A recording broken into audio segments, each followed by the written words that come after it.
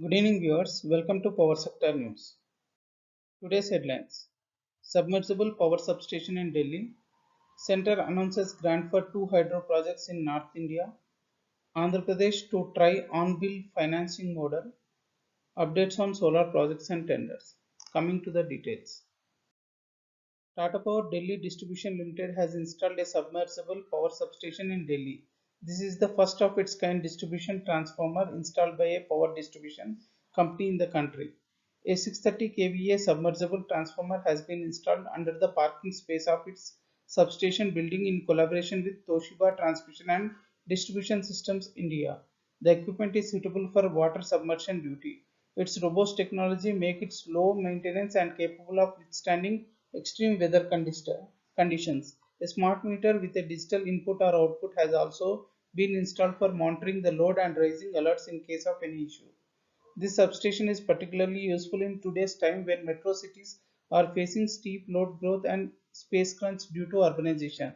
The transformer can be easily installed under the multi-lane main roads, service roads, public parks, building parking basements and public parking places, and the top surface can be used for general purpose applications like walkways, roads, parks and among others.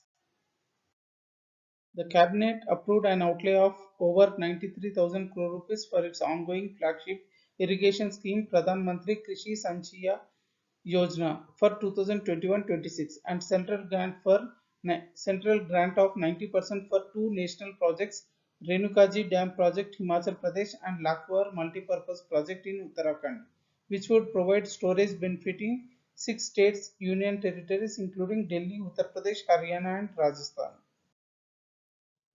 Andhra Pradesh Electricity Regulatory Commission has directed the DISCOMs to thoroughly examine the on-bill financing model to encourage the use of modern energy-efficient appliances by domestic consumers.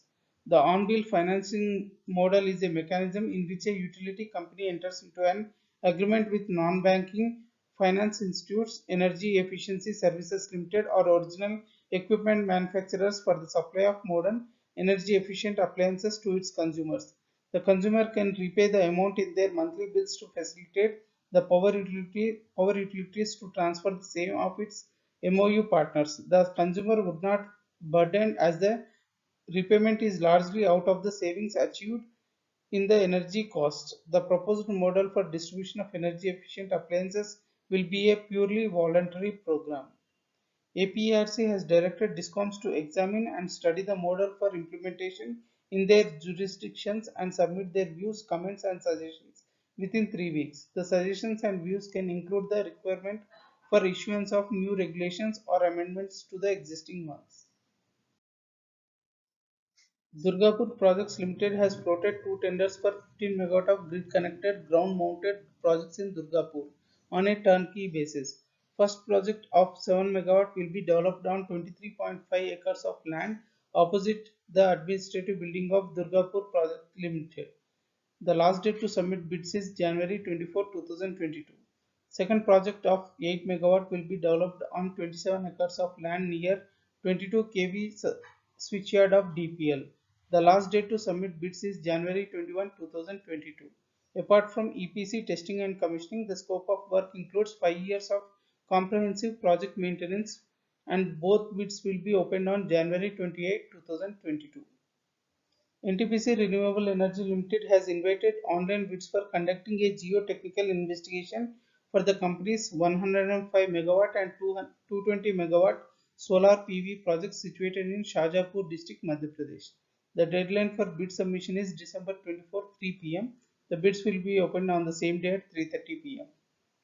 Central Electricity Regulatory Commission has agreed usage charges between NTPC Limited and Telangana distribution companies of 2.8 rupees 86 paisa per unit for 1323 megawatt capacity and 2 rupees 69 paisa per unit for 369 megawatt capacity as they were within the ceiling tariff of 3 rupees 50 paisa as specified in Central Public Sector Undertaking Program Phase 2.